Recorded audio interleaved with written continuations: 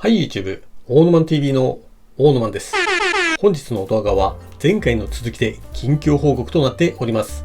報告内容は私生活と仕事についてで、前回は私生活についてお話ししました。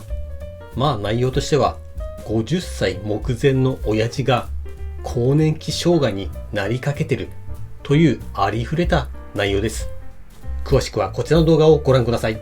男性の場合、更年期障害になる原因の一つがテストステロンというホルモンの減少によります。このテストステロンは筋力トレーニングによって分泌されるということで、毎日スクワットをやってますというのが前回の動画でした。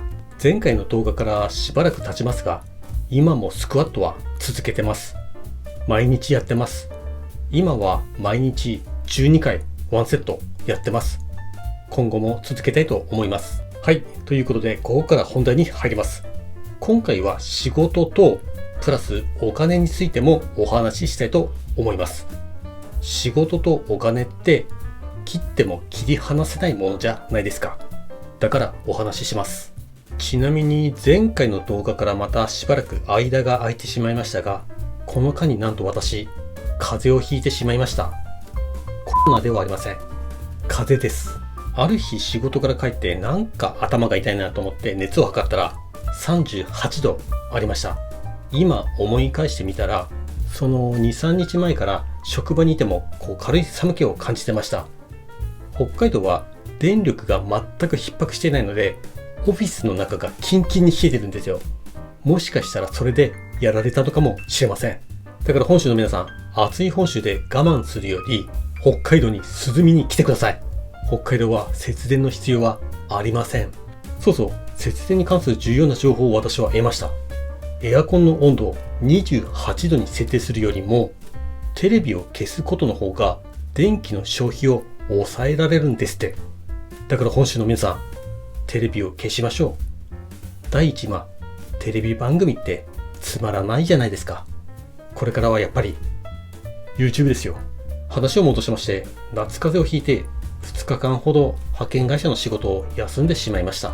一応派遣会社さんの社員さんの指示で、その PCR 検査という全く当てにならない謎の検査も病院で受けました。もちろん陰性でした。私がそのコロナになる理由が全く見つからないので、当然の結果だと思います。はい、今度こそ話を戻しまして、まずは仕事についてです。今現在も私は派遣のおじさんを続けております。4月からは部署は変わりましたが、朝の9時から夜の6時まで事務系の派遣のおじさんをしております。前の部署はアホみたいな忙しさで残業代だけで月15万円ほどとなってましたが、絶対続けてたら鬱になると思い逃げました。正確には派遣会社さんに配置転換をお願いしました。今は残業もなくほぼ定時で帰れてます。定時で帰れるのは嬉しいんですけど、残業代がほぼなしというのもこれはこれで悲しいです。今の部署の仕事の難しさとしては全く難しくはありません。日本語がわかる、電話応対ができる、Excel ができる、これで十分です。これで時給1200円。ただですね、今の部署も派遣スタッフが多いんですけど、休憩時間とかの会話の中に YouTube というキーワードがたまに出てきたりするんですよ。YouTube で見たんだけどさとか、そういう時は本当ドキッとするんですよ。中にはですね、動画の最後にチャンネル登録してくださいとか言ってる人いるじゃん。あれ絶対私無理とか話してたりするんですよ。でもあれを言わないと登録してくれないんですよ。だから私も言ってるんですよ。わかりますか？で、今の部署は働いてる年代の近い人が多いので、バレやしないか結構ビクビクしながら毎日仕事に行ってます。なんせ顔出ししてるんで、もしバレた時ですね。はい、次にお金の話をします。内容は1、先月の給料、2、今年度の住民税、3、確定拠出年金の3つについてです。まずは1つ目、先月の給料についてです。先月6月の給料はこちらになります。手取り17万7246円でした。控除の内訳を見ますと、健康券15,696円、介護券2,624円、厚生年金29,280円、雇用券687円となっております。以前給料公開した時、金額を修正した、いい加減なものを出すな、的なコメントをいただきました。なんでと私は思いました。そんなこと私はしません。ただ一本の動画を作るのにもとても手間がかかるのに、さらにそれに掲載する写真を修正するなんてめんどくさくてやってられません。なので私はそのコメントを消しました。私の動画はたまにギャグとかボケを織り交ぜることもありますが、基本的には本当のことをお話ししてます。給料明細もそうですし、株式投資の金額も本当のことです。ただですね、先ほどのこの手取り金額は交通費を含みます。つまり定期券代。これだけは教えません。家バレ防止のため。なので、定期券代を引くと、実際の手取り金額はさらに少なくなります。続いて2つ目、今年度の住民税です。先ほどご覧いただいた給与明細に住民税の記載がありませんでした。住民税は前年の年収に対して課せられます。一昨年、私は完全な無職だったので、昨年度の住民税は年間で5,000円でした。そして少し前に札幌市から今年度の住民税の通知書が届きました。果たして今年度の住民税はいくらだったのか。ちなみに人気 YouTuber のきよたんさんは今年度の住民税が確か25万円ぐらいだったと自身のチャンネルの中で嘆いてました。